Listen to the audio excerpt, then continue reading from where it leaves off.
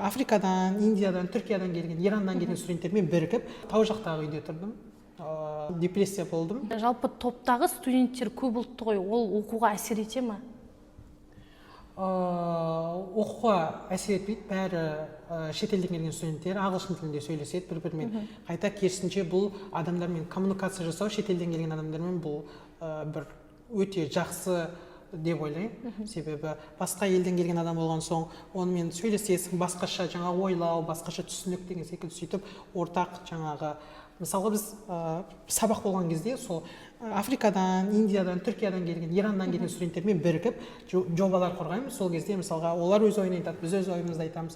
Сөйтіп жан жақтан қосылып бір сондай интернешнл студенттер болып жұмыстар атқарамыз. Өте керемет. Жалпы осы Италияға алғаш келген күндер қалай өтті, үй табу және тағы да басқа адаптация қаншалықты қиын болды, сол туралы қысқаша айтып өтсеңіз? Бірінші рет келген кезде өтірік айтпай-ақ қояйын, өте қиын болды. Себебі мен басына келе салған кезде үй табылған жоқ, сөйтіп мен бір қаладан алыстау бір тау жақтағы үйде тұрдым. Және ол жерден мен автобуспен барып келіп оқитын. Ал бұл жерде айта кететін тағы бір жайт, автобустар уақытпен, расписаниямен жаңағы жұмыс істейді. Мысалға сағат автобус 9-да, 10-да келеді, 12-де келеді, сосын 3-те тоқтайды. Сосын 3-те тоқтап автобус жүрмейді да, 6-тан бастап бірақ жүреді.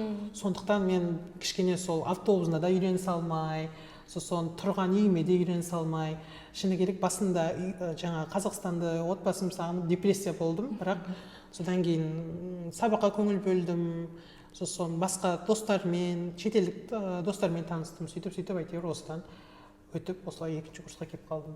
Керемет. Студент ретінде жұмыс табу қиын ба? Өзіңіздің тәжірибеңіз болды ма жалпы жұмыс табу бойынша?